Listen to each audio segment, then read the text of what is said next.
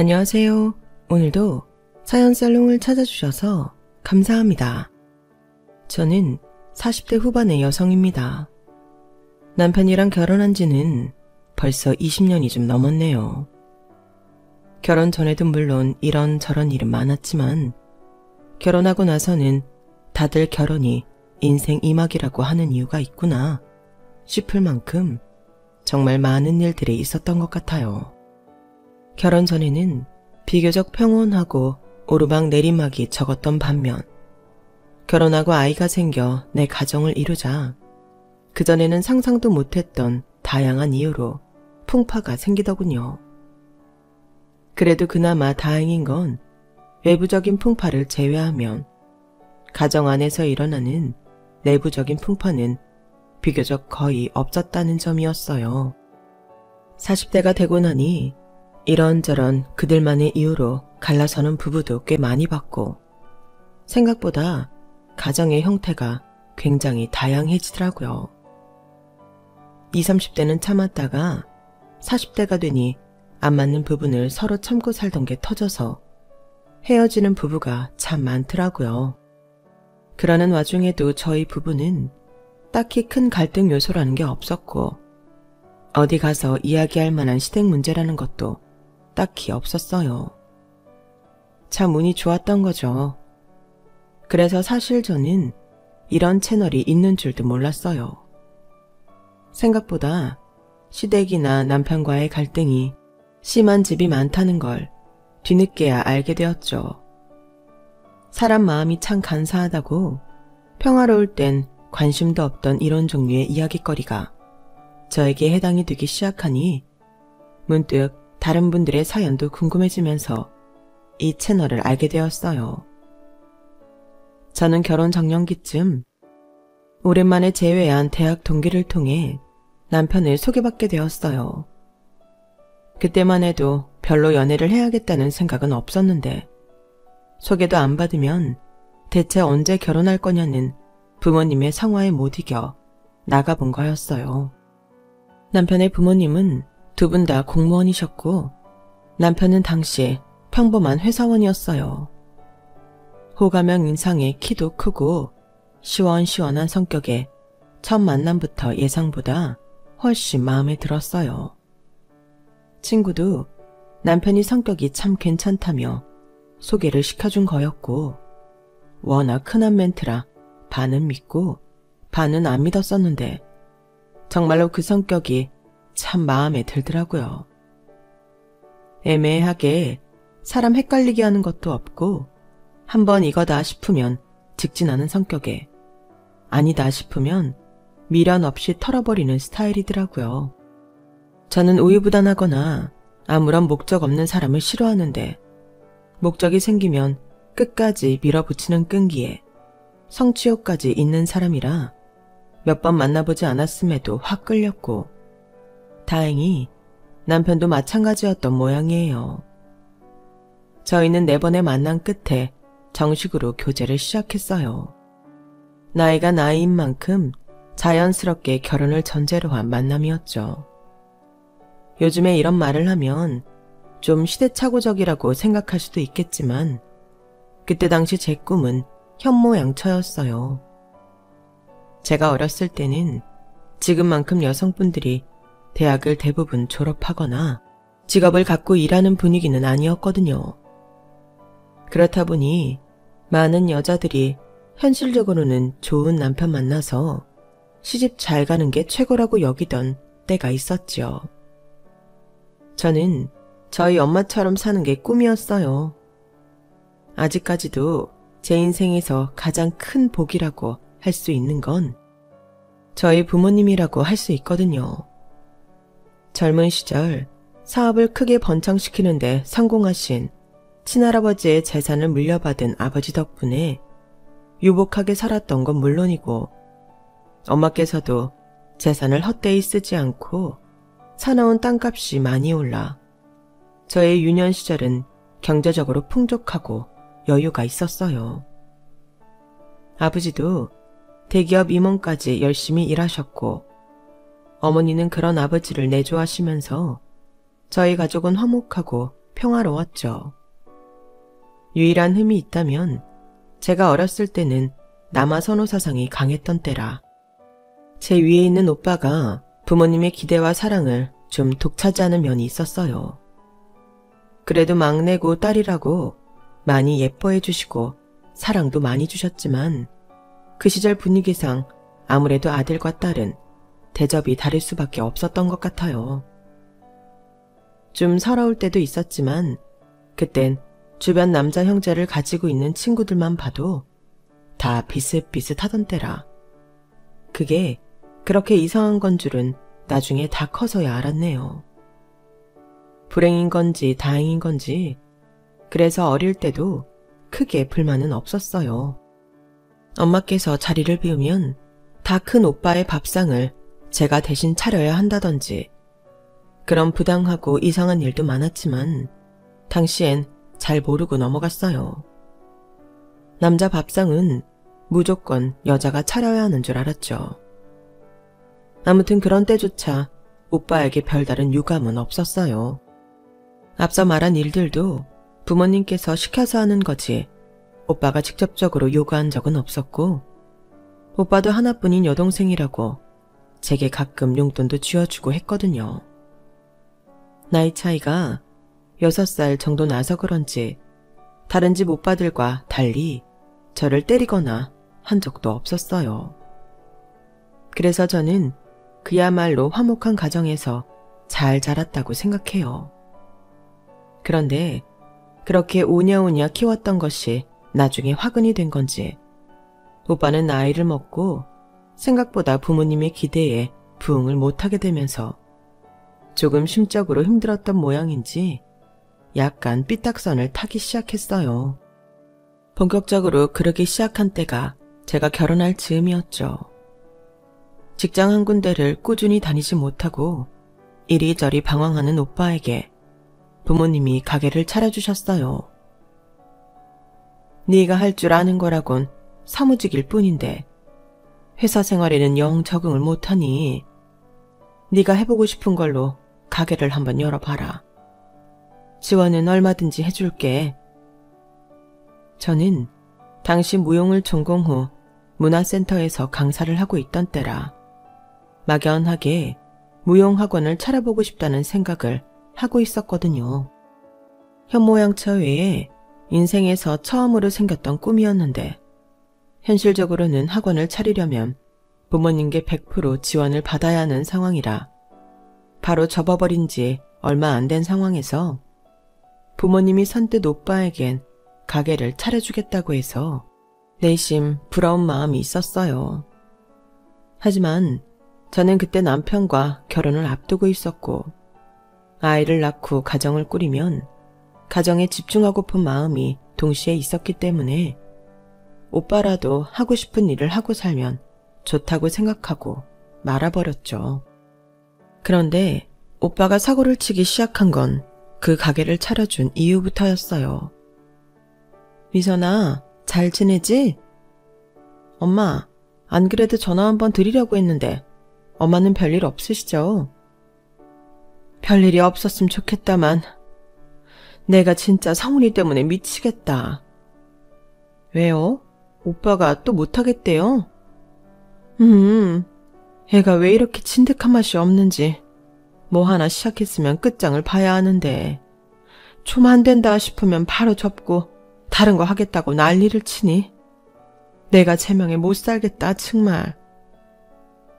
오빠는 정말로 하고 싶은 게 있다기보다는 그냥 부모님이 차려주신다고 하니 그때그때 관심 있는 종목에 뛰어든다는 느낌으로 장사를 했어요.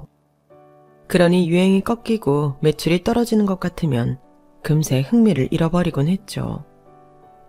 문제는 오빠가 장사를 해서 본전도 못 뽑은 상태에서 늘 일을 관뒀다는 거였어요. 두 번째 차렸던 치킨집까지는 장사를 접어도 어쩔 수 없지라는 분위기였는데 세 번째로 새로운 장사를 시작하겠다고 했을 때는 집안 전체 분위기가 안 좋아졌을 정도로 부모님께도 부담이 되는 상황이었어요. 처음에는 철없는 오빠의 방황 정도로 생각했던 저도 그때는 오빠의 나이나 부모님의 연세, 노후 등이 신경 쓰이기 시작하더라고요. 저희 가족 모두 더 이상 오빠가 변덕 부리면서 돈을 새나가게 하지 않고 이제 그만 적당한 일 찾아서 본인 밥벌이라도 잘 해먹고 살았으면 기도하는 심정으로 바랬어요. 하지만 오빠는 이상한 고집으로 끝내 3번째 장사를 포기하지 않았어요. 가족들 모두가 환장할 노릇이었죠. 아, 엄마, 이번엔 진짜 잘 된다니까요. 요즘 대왕 카스테라가 얼마나 잘 되는데. 요즘 다 그거 줄 서서 먹는다고 난리예요. 난리나. 진짜 딱 한 번만 더 믿어주세요. 내가 다 듣고 본 게 있어서 이러는 거라니까요. 너는 정말 우리 재산을 그렇게 말아먹어 놓고도 그런 말을 한 낯짝이 있는 거냐? 정신머리 없는 놈. 아무튼 이번엔 절대 안 돼. 아빠. 진짜 거리에 줄 선 거 못 보셔서 그래요. 젊은 애들이 요즘 그거 못 먹어서 환장한다니까요. 이번에 떼돈 벌면 진짜 효도할게요. 그동안 말아먹은 돈도 다 갚고요. 네? 나이값 못하는 오빠의 투정에 부모님은 두 손 두 발 다 드셨어요. 저도 반대하고 싶었지만 부모님의 판단이니 더 말을 얹기가 애매하더라고요. 그래, 이번이 진짜 마지막이야. 더는 너한테 경제적으로 투자 못한다. 우리가 죽을 때 돼서 재산 물려주는 게 아닌 이상 더 이상은 안 돼. 알겠어? 마지막 기회라고 신신당부를 하긴 했지만 사실 저희 가족 모두 알고 있었어요. 오빠가 이번 장사 역시 제대로 할 리가 없다는 걸요. 역시나 대왕 카스테라는 심하게 유행을 타는 종목이었고 처음에는 좀 버나 싶더니 유행이 저물면서 자연스럽게 폐업의 길로 접어들게 됐어요. 3번 연속 장사가 실패하자 저희 부모님은 손실이 이만저만이 아니셨어요. 더 이상은 경제적 지원을 해줄 수 없었고 오빠가 일자리를 구하기 바랬지만 오빠는 장사와 마찬가지로 일자리를 잡아도 뭘 하나 제대로 하는 게 없었죠. 아니, 오히려 장사를 하며 사장으로 직원들을 부리는 일만 하다가 남 밑으로 들어가서 하려니 영 적응이 안 되는지 예전보다 부적응이 더 심해진 것 같았어요. 야, 미선아, 김서방 돈 좀 버냐? 뭐? 오빠는 오랜만에 연락 와서 그게 할 소리야. 왜? 동생한테 이런 말도 못해? 당연하지. 내가 아무리 오빠 동생이라지만 나도 이제 엄연히 결혼했고 가정이 있는 사람이야. 그렇게 편하게 수입 물어보는 건 실례라 생각되는데. 그럼 네가 일을 하던가. 너는 좋겠다. 여자라 일 안 하고 남편 등골이나 빼먹어도 돼서. 뭐? 그게 무슨 소리야. 여자들은 공부 안 하고 남편만 잘 만나면 평생 먹고 살 수 있잖아. 집에서 하루 종일 빈둥빈둥 놀다가 빨래하고 청소하고 요리하면 그만 아니야? 그렇다고 혼자 하는 것도 아니고 남편도 가끔 돕겠지? 난 있잖아. 요즘 네 인생이 제일 부럽다. 오빠가 뭔데 내 인생을 그렇게 쉽게 판단해? 나도 나한테 처음으로 생겼던 꿈 오빠 때문에 접었어. 부모님한테 지원 부탁해볼까 생각까지 들었을 정도로 꽤 진심이었는데 오빠가 직장 그만두면서 안 그래도 오빠한테만 쏠리던 경제적 지원이 규모가 더 커져서 그리고 솔직히 편하게 산 건 오빠 쪽이 더하지 않아? 나는 결혼 전까진 성실하게 열심히 일했어. 결혼하고는 나도 그렇지만 남편도 내가 육아에 집중하길 원해서 일을 그만둔 거고 오빠는 어릴 때부터 엄마 아빠가 잘못을 해도 오냐오냐 실수를 해도 오냐오냐 하고 방 청소를 스스로 해본 적도 밥 한 번 제 손으로 차려 먹어본 적 없지. 도대체 그동안 엄마 아빠가 인간대라고 공부시켜준 건 다 어디로 가고 이렇게 망나니가 됐어? 솔직히 오빠 장사 3번 말아먹고 우리 집 재산 절반 이상 말아먹는 동안 나는 오빠한테 불평 한 번 안 했어. 오빠도 오빠 나름대로 힘든 점이 있겠거니 싶어서. 근데 오빤 뭐야? 내가 어떻게 지내는지 관심도 없으면서 싫은 소리 좀 했다고 대뜸 내 인생이나 비난하고. 오빠가 그러고도 오빠야? 그러고도 인간이야? 그래, 부모님이 오냐오냐 키워서 내가 이렇게 된 거야. 근데 뭐 부모님이 마냥 오냐오냐만 하신 줄 알아? 내가 장남이니까 똑똑해야 된다고 집안을 더 일으켜 세워야 한다면서 괜한 욕심부려서 부담감 팍팍 준 게 우리 부모님이야. 너는 막내니까 예쁨만 받고 자라서 모르겠지만 그런 부담감이 날 얼마나 병들게 했는지 네가 알기나 해? 기가 막혔어요. 싸우던 당시 나이가 40이 넘어가던 양반이 그런 소리나 하고 있으니 얼마나 어이가 없었겠어요. 오빠가 애야? 나이가 몇인데 아직도 부모 탓 원망이나 해. 우리 부모님만큼 경제적으로 여유 있고 사랑으로 풍족하게 키워주신 분들이 어딨다고. 난 오빠에 비해 덜 받고 자랐어도 우리 부모님만한 분들 없다고 생각해. 오빠가 양심이 없는 거지. 제발 이제 그만 가족들 속 좀 썩이고 정신 좀 차려. 저는 그날 오빠와 연을 끊기 직전까지 심하게 싸웠어요. 정말 이 인간이랑은 다시는 상종을 하지 말아야 하나 생각하니 정말 우울하더라고요. 누구보다 화목한 가정이었는데 어쩌다 이렇게 된 건가 싶었어요. 따지고 보면 저나 부모님이나 아무도 잘못한 건 없는데 왠지 오빠가 저렇게 망가지고 나니 잘못한 것 같은 기분이 들더라고요. 괜한 죄책감인 걸 알면서도 오빠만 생각하면 기분이 울적했죠. 그럴 때마다 절 위로해 준 건 다름 아닌 남편이었어요. 형님도 너무 힘드시니까 그러신 거겠지. 당신한테 한 말이 다 진심은 아닐 거야. 원래 사람이 본인이 힘들 때 가장 비겁해지잖아. 형님도 좀 안정을 되찾으면 금방 괜찮아지실 거야. 원래 그렇게 나쁜 분은 아니었다며. 그런 거겠지? 정신 차려보니 오빠가 너무 많이 달라져 버린 느낌이라 너무 마음이 안 좋아. 힘든 시기니까 그럴 수 있지. 이럴 때일수록 우리가 휘둘리면 안 돼. 우리까지 형님을 등지면 형님께서 얼마나 외로우시겠어. 이미 오빠와의 다툼으로 마음이 상한 터라 남편의 말이 크게 와 닿지는 않았지만 그래도 가족은 가족인지라 나쁘게만 말하지 않는 남편이 내심 고마웠어요. 남편은 그날 이후로 장인 장모님도 신경이 쓰인다며 아들이 못하는 효도까지 지극정성으로 대해주기 시작했어요. 오늘 장인 장모님한테 소고기 좀 보내드렸어. 도착하면 바로 구워 드시라고 해. 응? 오늘 아무 날도 아닌데? 갑자기? 뭐 꼭 무슨 날이어야 선물 보내나? 맛있는 고기 든든하게 드시라고 보낼 때도 있는 거지. 이렇게 깜짝 선물 보내면 기분 좋잖아. 고마워.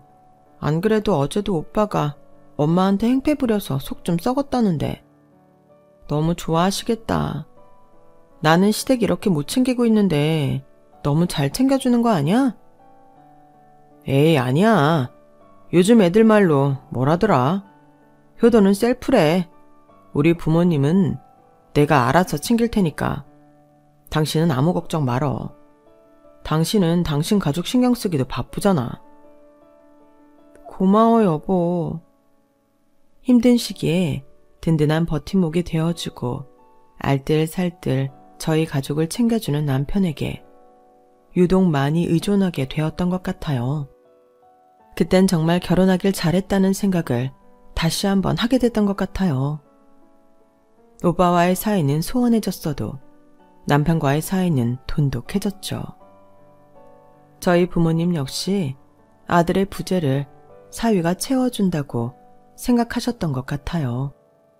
누구보다도 아들에게 기대가 많으셨던 두 분이니 그럴만도 했어요. 번듯한 직장, 세심하게 챙겨주는 다정함 등 부모님께서 원했던 아들상이 다름없는 저희 남편이었거든요. 사돈께서는 어쩜 이렇게 자식을 잘 키우셨을까? 우리 아들도 김서방 반의 반만이라도 닮았더라면 참 좋았을 텐데. 내가 아들한테 못 받은 효도를 김서방한테 다 받아. 그래서 좀 살 것 같네. 숨통이 트여. 고맙네 김서방. 그러게 말이야. 나도 어디 가서 아들 자랑은 못해도 사위 자랑은 할 말이 많아. 어쩜 이렇게 처가한테 잘할까. 요즘 같은 세상에 정말 김서방 같은 사위 없어. 저 녀석은 애지중지 키워놨더니 어찌 저리 부모 속만 까맣게 석이는지 몰라. 형님도 마음 잡으시면 금방 괜찮아지실 거예요. 장인 장모님, 그때까지만 조금 참고 기다려주세요. 그동안 저희가 더 잘할게요. 어쩜 말도 이렇게 예쁘게 해? 솔직히 말하면 처음에는 김서방이 우리 집보다 조금 없는 환경에 부모님 지원도 못 받는다고 해서 결혼시키기 좀 망설였는데 역시 그때 그냥 결혼시키길 잘했어. 우리는 김서방 하나 보고 결혼 허락한 거다. 어려운 환경에서도 참 사람이 훌륭하게 바르게 컸어. 우리 성훈이는 풍족하게 키워놓으니 아주 망나니가 다 됐는데 자꾸만 비교해서 미안한데 김서방만 보면 자꾸 우리 성훈이가 떠올라.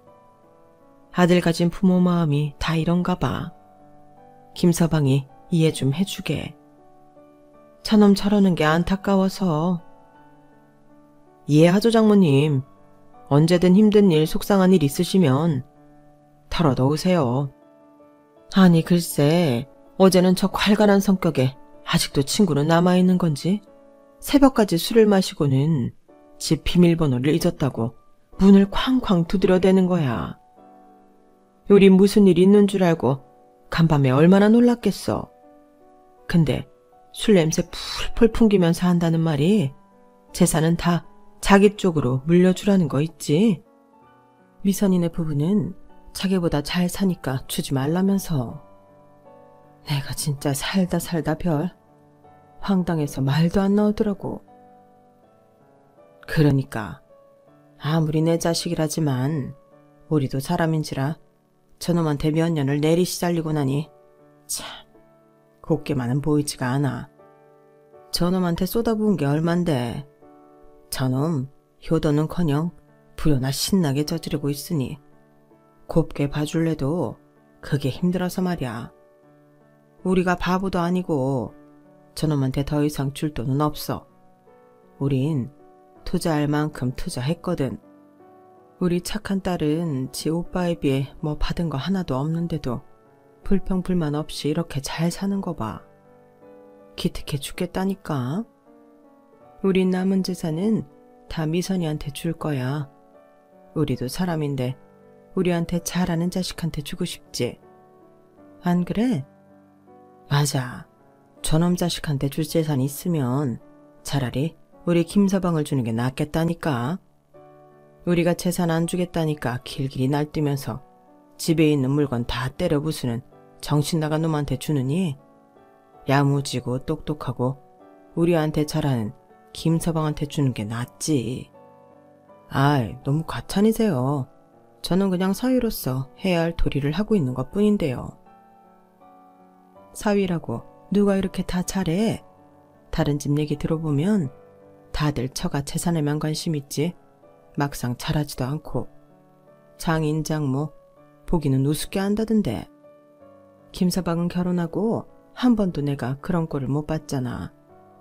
솔직히 처음 김서방이 우리 집 놀러 왔을 때 식사하고 딱 손 걷어붙이고 설거지하는 거 보고 엄청 놀랐다니까. 그러게 사위는 백년 손님이라고 보통은 거실에서 빈둥거리다 집 가는 게 옛날엔 당연했거든. 근데 주위에 물어봐도 그런 사위 김서방밖에 없더라. 우리가 아들 복은 없어도 사위 복은 있나 봐. 자식이 둘인데 둘 중 하나라도 잘 살면 됐지. 우리가 참 고맙게 생각하고 있다는 것만 알아둬, 김서방. 감정 표현에 있어서는 다소 무뚝뚝한 아버지까지 그렇게 적극적으로 애정을 하시는 걸 보고 나니 새삼 남편이 잘하긴 하는구나 싶더라고요. 남편이 친정에 이렇게 잘하는데 저라고 마냥 가만히 받고만 있을 순 없었어요. 저도 시댁에 배로 자라게 됐죠. 참 운 좋게도 그 시절 뭐든 부려먹으려고 했던 전형적인 시부모님과는 다르게 저희 시부모님은 저를 남의 집 귀한 딸 대하듯 해주셨지만 그걸 누리기엔 남편이 저희 집에 하는 게 있다 보니 편하게만 있기가 영 마음이 찜찜하고 힘들더라고요. 그래서 시댁에 가면 괜히 없는 일도 만들어서 하곤 했던 것 같아요.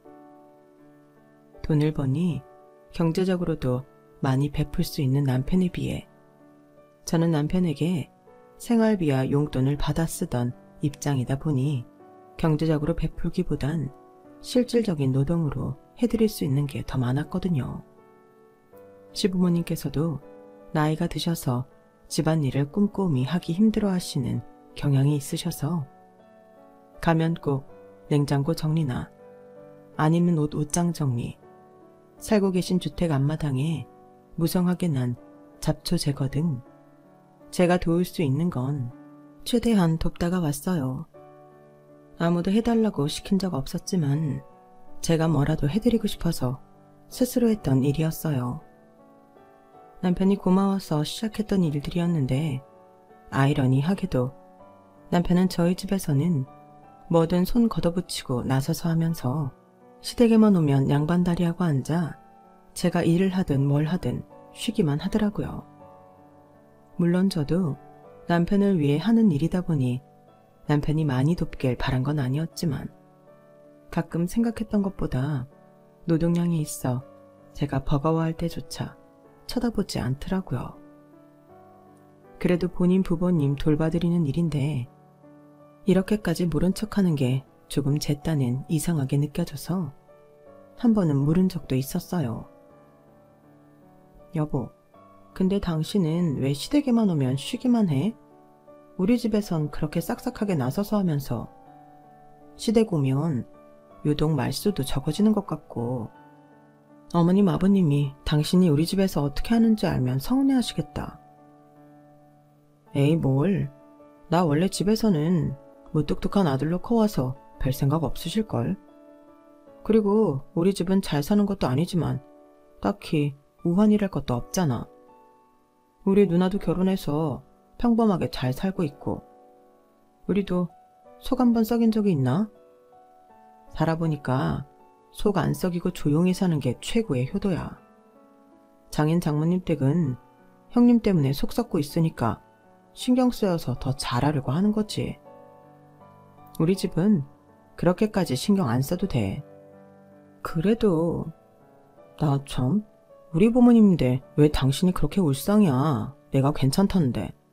그리고 내가 장인어른 댁 가면 그렇게 힘들게 일하고 돈 쓰다 오는데 우리 집 왔을 때라도 좀 편히 쉬어야 하지 않겠어? 여기서 안 쉬면 내가 어디 가서 쉬어. 그냥 우리 부부가 잘하고 있는 거야. 각자 집에 잘하는 것도 좋지만 서로 상대방 집에 잘하는 게 그림이 좋지. 당신한테도 고맙게 생각하고 있어. 남편의 진심이 궁금해 물어본 거긴 했지만 내심 좀 도와달라고 떠본 말이기도 했는데 남편은 전혀 도와줄 생각은 없어 보였어요. 그래도 순수하게 남편을 위해 하는 일들인데 남편이 도와주길 바라는 것도 웃긴 것 같아서 그냥 묵묵히 제 할 일을 했죠. 시부모님은 저에게 딱히 일을 시키지도 않았지만 제가 이런 걸 도와드린다 해서 고마워하시는 분들도 아니고 조금 당연하게 생각하는 경향이 있어 살짝 지치긴 했지만 남편이 아닌 척하면서도 제 부모님께 잘 해드리는 걸 보고 좋아하는 것 같아 멈출 수가 없었어요. 저도 남편이 지금처럼만 저희 부모님께 변치 않고 잘했으면 좋겠다 싶었거든요. 그렇게 훈훈한 줄로만 알았던 쌍방 대리 효도는 그래도 꽤 오랫동안 지속이 되었어요. 어느 날 갑자기 남편이 제게 조금 불편한 질문을 하면서 그 평화에 균열이 가기 시작했죠. 여보, 근데 장인어른 재산이 얼마나 남으신 거야? 응? 그건 왜? 형님이 많이 말아먹으셔서 별로 안 남아있으신 줄 알았는데 딱히 돈이 부족해 보이시지도 않고 자꾸 잘하는 자식한테 재산을 줄 거라는 식으로 말씀을 하시길래 아마 오빠가 많이 말아먹긴 했어도 할아버지한테 받은 부동산 재산이 많아서 노후자금 걱정 같은 건 없으실 거야. 아마 우리한테 물려준다는 것도 그거 같고. 그래? 그게 정확히 어떻게 되는데? 글쎄, 오빠가 말아먹기 전엔 대충은 알고 있었는데 지금은 뭐 얼마나 있으신지 모르겠는데 근데 그건 왜 궁금해해? 우리 부모님이 그냥 하는 소릴까봐? 아니. 그냥 궁금할 수도 있지. 왜 그래? 남편이 어색하게 웃는데 뭔가 기분이 묘하더라고요. 처음으로 제게 말하지 않는 꿍꿍이가 있는 듯한 얼굴을 하고 있었거든요. 그래도 이렇게 나름대로 긴 세월 동안 잘하는 건 힘든 일이기 때문에 남편이 엉뚱한 마음을 먹고 있다고 생각하기는 좀 어려웠어요. 그런데 사람 마음이 참 간사하게도 그날 그렇게 저희 부모님 남은 재산을 꼬치꼬치 캐물었던 게 그 뒤로 자꾸만 생각이 나더라고요. 부모님께 잘하는 모습을 보면서 혹시 재산 때문에 잘하나? 시부모님께는 심드렁한 게 혹시 받을 재산이 없어서 그런가? 한번 의심의 싹이 트기 시작하니 근거도 없는데 걷잡을 수 없이 커져만 가는 기분이었죠. 하지만 그런 의심도 남편의 진심 앞에 무너져 버리는 듯한 사건이 있었어요. 여보, 좀 있으면 장모님 생신이시잖아. 이번에 장인어른이랑 같이 유럽 여행 한번 보내드리는 거 어때? 응? 유럽 여행? 나야 좋지.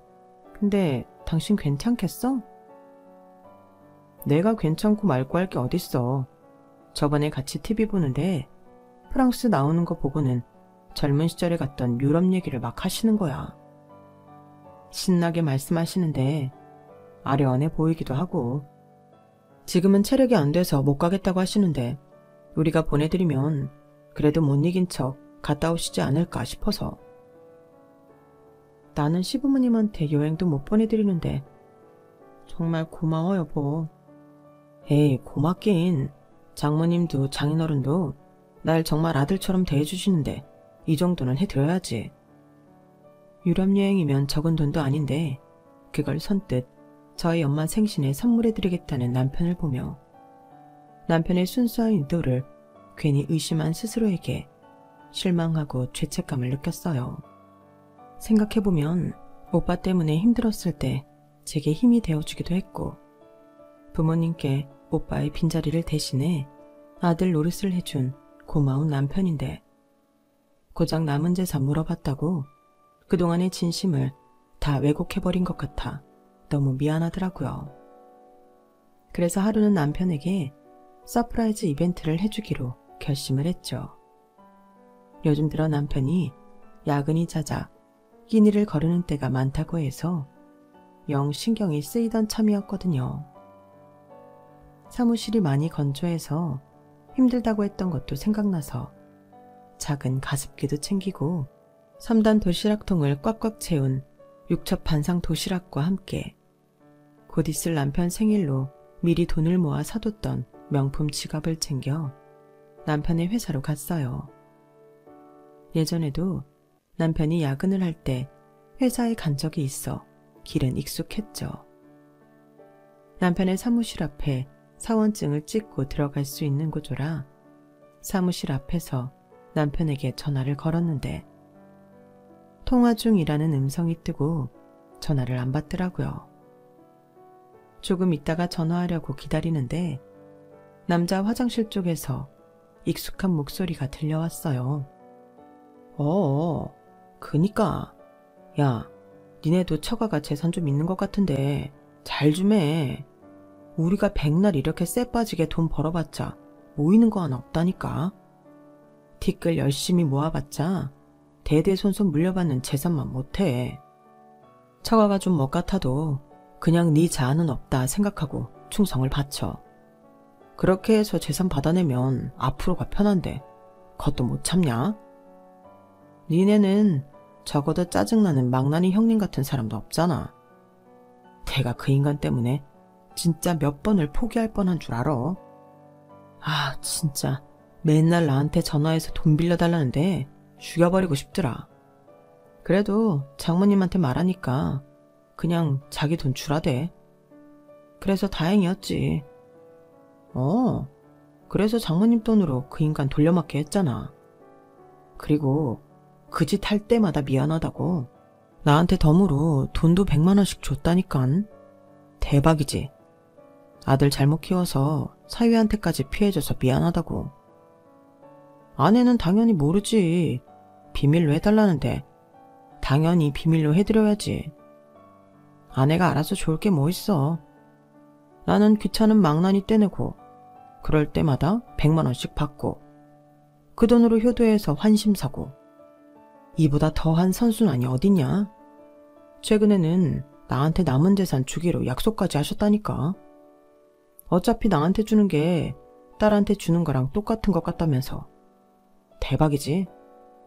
아우, 나 이 재산 받으면 이혼하고 어디 젊은 여자나 좀 꼬셔볼까 봐. 재산 많다 하면 들러붙을 멍청한 여자애들 많을 텐데. 아내? 아내는 아무것도 모르고 우리 집에 충성하고 있는 게 좀 미안하긴 한데. 어쩔 수 있나? 세월이 이렇게 흐르니 사랑은 개뿔. 자식같이 키운 전우애밖에 안 남았다. 더도 뭔지 알지? 야, 두고 봐라.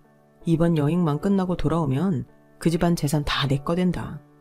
이번엔 마음 확실히 굳히시라고 내가 그동안 받은 돈 모아놨다가 확 푼 거야. 이 돈이 더 큰 사랑으로 돌아올 게 너무나도 분명해 보이거든. 형님 하는 거 잘 봐놨다가 너도 써먹어라.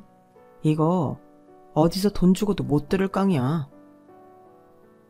화장실에서 들려온 저질스러운 대화의 주인공은 다름 아닌 남편이었어요. 처음엔 믿을 수가 없어 제 귀를 의심했지만 길어지는 통화에 거듭 반복되어 들려오는 목소리는 의심할 여지 없이 제 남편이었죠. 남편의 입에서 나온 말들은 하나같이 제가 알고 지내던 남편과는 정말 다른 사람 같았어요. 뒤늦게 밀려오는 배신감에 저는 정말 기가 막히고 팔짝 뛰겠더라고요. 혈압이 급상승해 당장이라도 쓰러질 것만 같았어요. 저는 남편이 나오기만을 기다렸어요. 남편은 신나게 떠들던 통화가 끝나자 손을 씻고 나오더군요.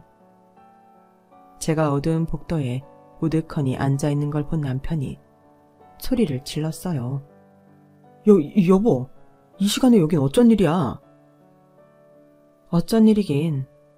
난 네가 그딴 생각 품고 있는 줄도, 우리 부모님 돈으로 효도하면서 환심 사고 있는 줄도 모르고 너무 고마워서, 당신한테 너무 고마워서 얼마 안 남은 당신 생일 미리 챙겨주려고 이렇게 다 준비해 왔는데, 이 나쁜 자식아, 네가 그러고도 사람이냐?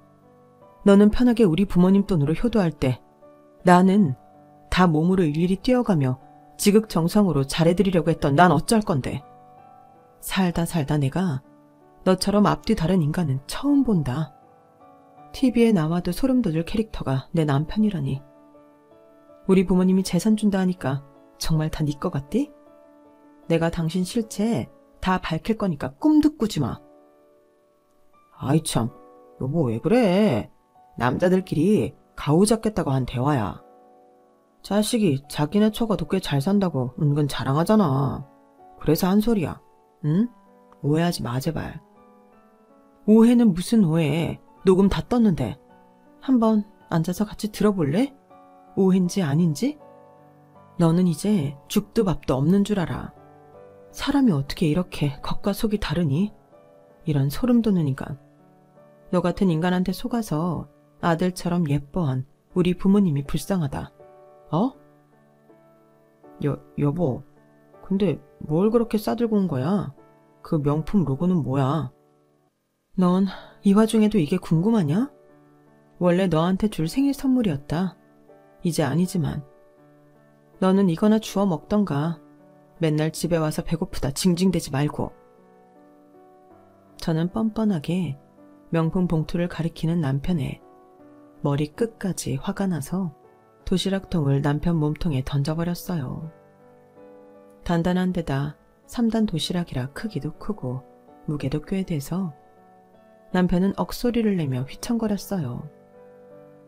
도시락통이 던져지면서 뚜껑이 다 열리는 바람에 남편 수트는 음식물 범벅이 됐죠.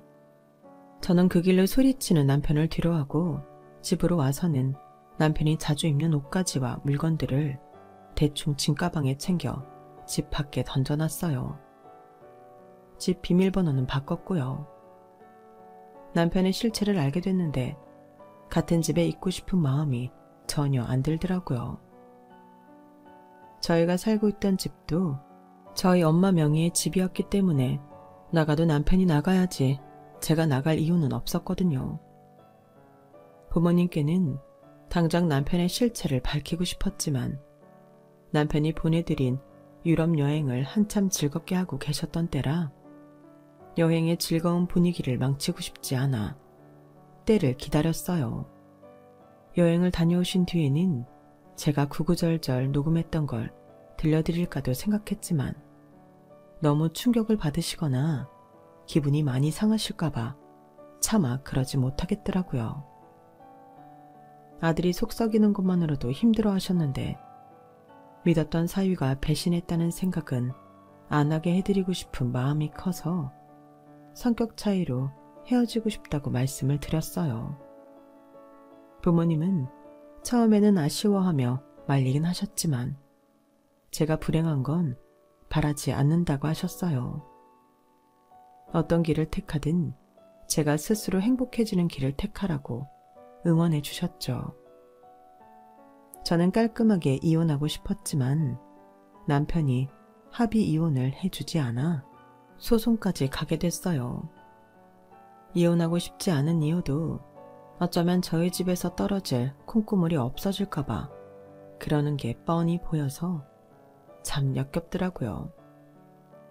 이혼 소송 과정에서 남편은 추할 대로 추한 행보를 보였고 결과적으로 말씀드리면 저희 부모님도 그때 남편에게 남아있던 좋은 감정들을 차차 정리하셨던 것 같아요. 아무리 사위가 백날 잘해봤자 부모님 팔은 안으로 굽어 든든한 딸의 편에 서주셨죠. 소송 과정에서 부모님도 뭔가 이상한 점을 느끼셨던 것 같아요. 부모님께서는 그동안 잘 지내왔는데 왜 이렇게까지 하냐. 내 딸이 괴롭다는데 그만 서로 힘들게 하지 말고 놔주자고 여러 번 남편을 설득했지만 남편은 이혼하면 더 이상 장인 장모님을 못 뵙지 않냐는 등 이상한 말로 저희 부모님을 설득하려고 했어요. 저희 부모님은 정 그렇다면 우리끼리 얼굴이라도 가끔 보고 지내면 되지 않느냐 했지만 남편이 이상하게 고집을 부리니 얘가 뭔가 꿍꿍이가 있는 놈이었구나. 어렴풋이 알아채신 것 같아요. 아무리 장인댁이 좋아도 아내가 싫다는데 장인댁과 연이 끊어질까봐 이혼을 안 해주는 것만큼 이상해 보이는 게 어딨겠어요. 남편이 컨셉을 잘못 잡아도 한참 잘못 잡았던 거죠. 그 이후에도 남편은 유럽 여행으로 그동안 열심히 받아다 기껏 모은 돈까지 날려버리자 아깝다고 생각했는지 저희 부모님께 몇 푼이라도 더 뜯어내려고 자꾸 연락을 시도하는 것 같았어요. 부모님도 그걸 불편하게 생각하셨고 저는 어차피 이제 끊어진 인연이니 예전처럼 아들로 생각하지도 말고 칼같이 거절하시라 하고 남편의 모든 연락처를 부모님 휴대폰에서 차단시켜 버렸어요. 부모님도 딸과 헤어진 사위에게는 더 이상 경제적 지원까진 해줄 생각이 없으셔서 다행이었죠. 그동안 이런 식으로 콩고물 떨어질 것만 기대하고 저희 가족 모두를 속여왔다고 생각하니 자다가도 괘씸하고 분해서 잠이 확 달아나더라고요. 하루에도 몇 번씩 생각하면 울컥했어요. 더 늦기 전에 알게 되어 천만 다행이긴 했지만요. 저는 이혼한 이후로는 학습지 교사 일을 구해서 하고 있어요. 적지만 제가 번 돈으로 부모님께 맛있는 것도 사드리고 좋은 옷도 사드리고 하니 기분이 되게 좋더라고요. 이런 맛에 돈을 버는 건가 싶기도 했고요. 경제권이 나에게 있는 행복을 이제라도 알게 되어 참 다행이다 싶어요. 그동안 남편에게만 기대어 돈을 받고 살아왔던 삶이 조금 아깝긴 하지만 어쩌겠어요. 지금부터가 제 인생의 산막이라 생각하니 그리 나쁘지만은 않은 것 같네요. 더 열심히 효도하며 저도 잘 살아보겠습니다. 응원해주세요. 제 이야기는 여기까지입니다. 항상 여러분께 행운이 가득하길 바랍니다. 여러분, 사연 댓글에 응원과 현명한 조언 부탁드려요. 좋아요와 구독은 저에게 큰 힘이 됩니다. 오늘도 좋은 일 가득하세요.